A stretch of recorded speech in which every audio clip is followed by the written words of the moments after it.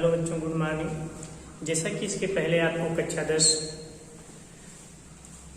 10 में आपको ज्योग्राफी में खनिजों के बारे में बताया जा रहा था। आपको खनिज तथा ऊर्जा संसाधन के बारे में बताया जा रहा था। इसके पहले वाले वीडियो में आपको खनिज तथा खनिजों के वर्गीकरण के बारे में बताया गया। धात्विक और अधात्विक खनिज पदार्थ के बारे में आपको बताया गया। परंपरागत गैर परंपरागत ऊर्जा के स्रोतों को आपको बताया गया। आज हम धात्विक खनिजों के वर्गीकरण के बारे में जानेंगे। धात्विक खनिज जो होते हैं वो दो प्रकार के होते हैं। धात्विक खनिज जो होते हैं दो प्रकार के होते हैं। नंबर 1 है लौह धातु और नंबर दूसरा है अलौह धातु। ध्यान देंगे, धात्विक खनिजों को जो है हम धात्विक खनिजों को दो भागों में बांटते हैं। नंबर 1 है लौह धातु, नंबर दूसरा है अलौह धातु। तो सबसे पहले हमें लौह धातु के बारे में जानना अति आवश्यक है कि लौह धातु किसे कहते हैं। ध्यान देना, लौह धातु नाम से ही आप लोग जान गए होंगे कि वे खनिज पदार्थ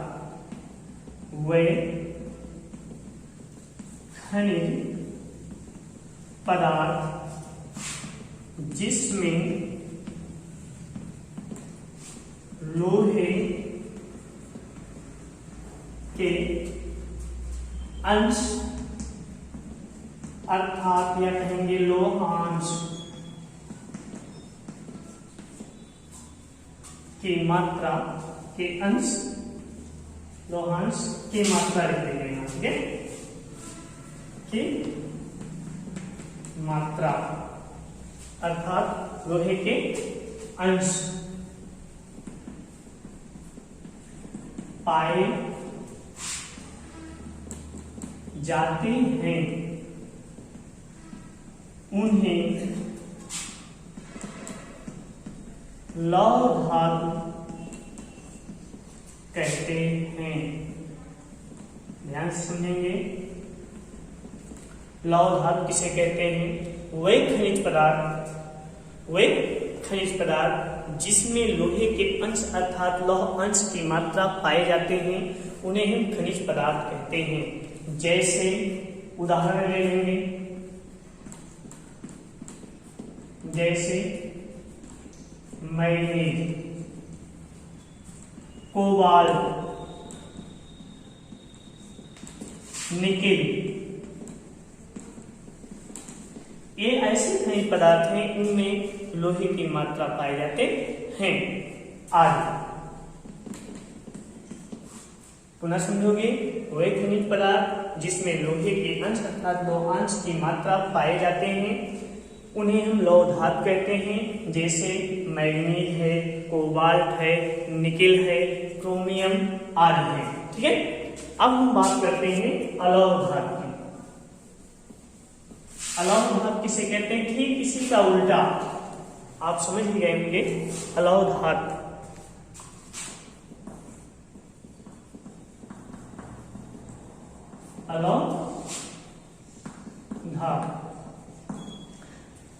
ऐसे खनिज पदार्थ जिनमें लोहे के अंश नहीं पाए जाते हैं।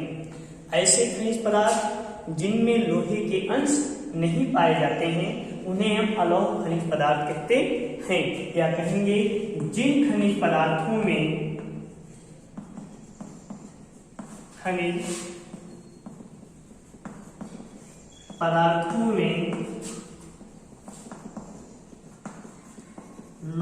के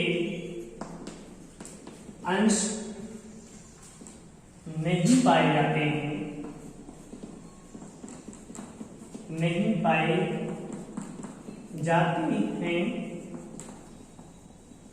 उन्हें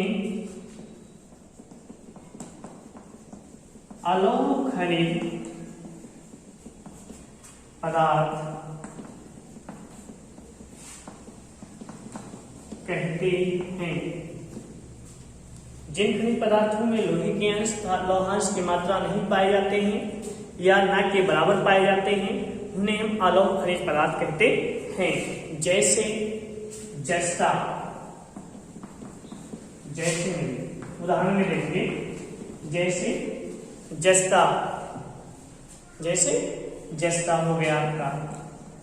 टिन, जिन, सोना चांदी, सोना का चांदी आदि ऐसे खनिज पदार्थ हैं, इनमें लोहे के अंश तथा लौह अंश की मात्रा नहीं पाई जाती है। तो अब हम बात करते हैं लौह अयस्क के प्रकार। आगे देखिए, अब हम प्रकार बता रहे हैं। लौह अयस्क के प्रकार। लौह धातु को इसके मजबूती के आधार पर, लौह धातु को इसके मजबूती के आधार पर इसे 4 प्रकार के भागों में बांटा जाता है।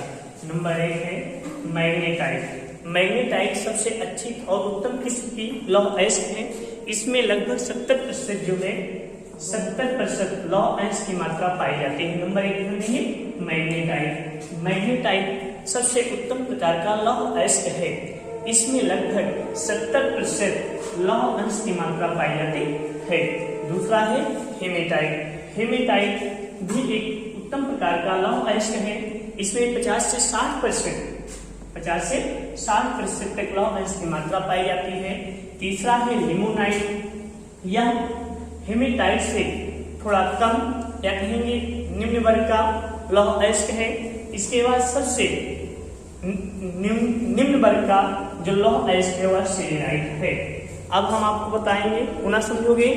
लौह धातु को इसकी मजबूती के आधार पर इसे 4 वर्गों में बांटा जाता है। नंबर 1 है मैग्नेटाइट, नंबर 2 है हेमेटाइट, नंबर 3 है लिमोनाइट, नंबर 4 है सिलेराइट। अब हम अगला बात करते हैं भारत में लौह अयस्क की पेटियां। भारत में बड़ा ही आसमान है। भारत में लौह अयस्क खनिजों का वितरण बड़ा ही आसमान है। भारत में लौह अयस्क की 4 प्रकार की पेटियां पाई जाती हैं। ध्यान दोगे, भारत में लौह अयस्क की 4 प्रकार की पेटियां 4 अलग अलग क्षेत्रों में पाई जाती हैं, जो निम्नलिखित हैं। नंबर है आपका उड़ीसा झारखंड की पेटी। उड़ीसा झारखंड की पेटी देश में उच्च कोटि की हेमेटाइट किस्म का लौह अयस्क पाया जाता है। ध्यान देंगे, उड़ीसा झारखंड की पेटी में देश का उच्च कोट का हेमेटाइट किस्म का लौह अयस्क उड़ीसा के मयूरभंजवा,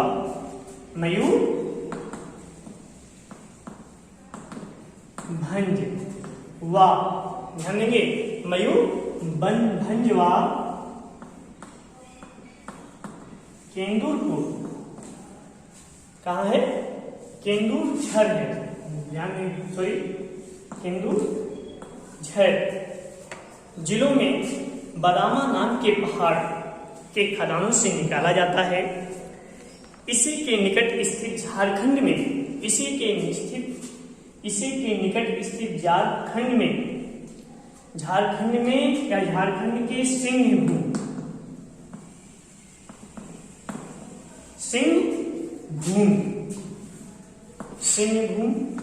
जिले में गुआ तथा नोवामुंडी से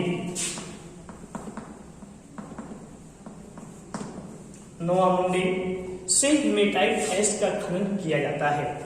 पुनः समझोगे, देश में उच्च कोट का हेमेटाइट किस्म का लौह अयस्क का खनन भारत में किया जाता है। ओडिशा के मयूरभंजवा के केंदुझर जिलों में बदामा नाम के पहाड़ के खदानों से यह अयस्क निकाला जाता है। इसी के निकट स्थित झारखंड के सिंहभूम जिले के गुआ था नोवामुंडी से हेमेटाइट अयस्क का खनन किया जाता है। इधर से बढ़ाएगा, चलो यहाँ चल रहा है। हाँ, देखेंगे दुर्ग बस्तर चंद्रपुर की पेटी। महाराष्ट्र दुर्ग बस्तर चंद्रपुर की पेटी जो है ये महाराष्ट्र तथा छत्तीसगढ़ के मध्य यह पेटी पाई जाती है।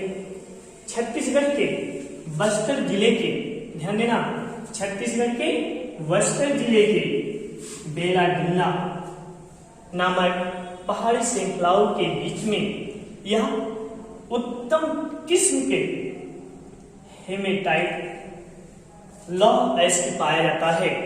उत्तम किस्म का हेमेटाइट लौह अयस्क पाया जाता है। इस पहाड़ी क्षेत्र में लौह अयस्क के 14 परत जमाव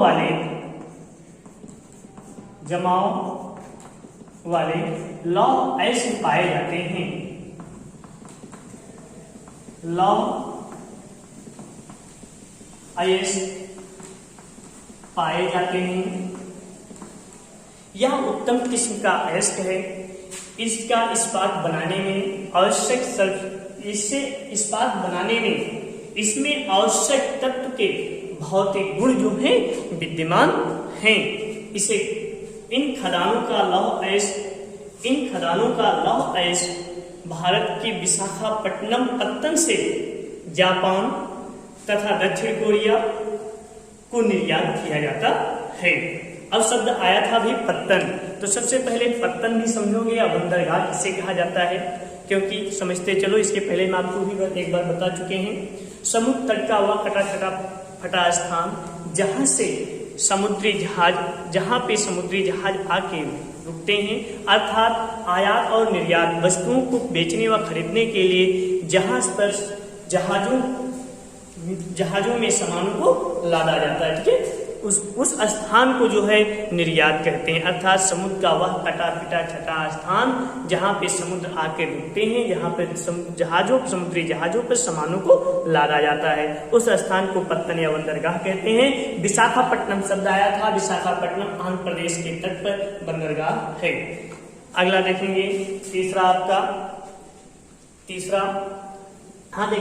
अगला है तीसरा आपका बल्लाल चिकमंगलूर तुमकुर की पेटी। इस पेटी में लौह अयस्क के बृहद राशि संचित है। कर्नाटक के पश्चिमी घाट में अवस्थित कुद्रेमुख की खाने 100% निर्यात इकाई में है। कहेंगे कुद्रेमुख निक्षेप संसार में सबसे बड़े निक्षेपों में से एक माने जाते हैं। लौह अयस्क करदम रूप में पाइपलाइन द्वारा मंगलोर के निकट एक पत्तन पर भेजा जाता है। इसके बाद चौथा देखेंगे महाराष्ट्र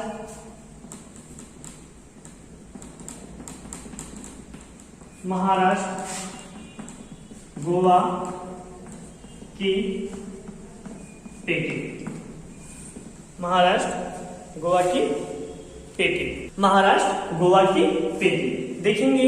यह पेटी गोवा और महाराष्ट्र राज्य में, या कहेंगे यह पेटी, ध्यान देंगे, यह पेटी गोवा और महाराष्ट्र राज्य के रत्नागिरी, कहाँ? रत्नागिरी, ध्यान देंगे, जिले में स्थित है।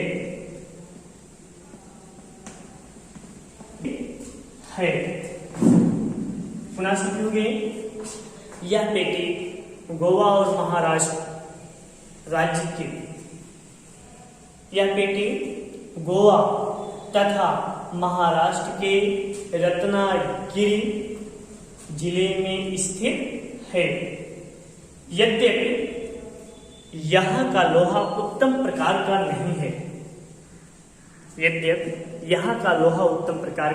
नहीं है, निम्न प्रकार का है, तथा इसका दक्षता से दोहन भी किया जाता है। गोवा के मार्मागांव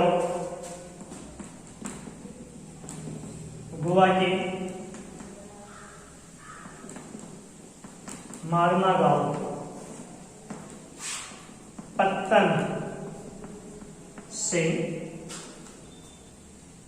इसका निर्यात किया जाता है।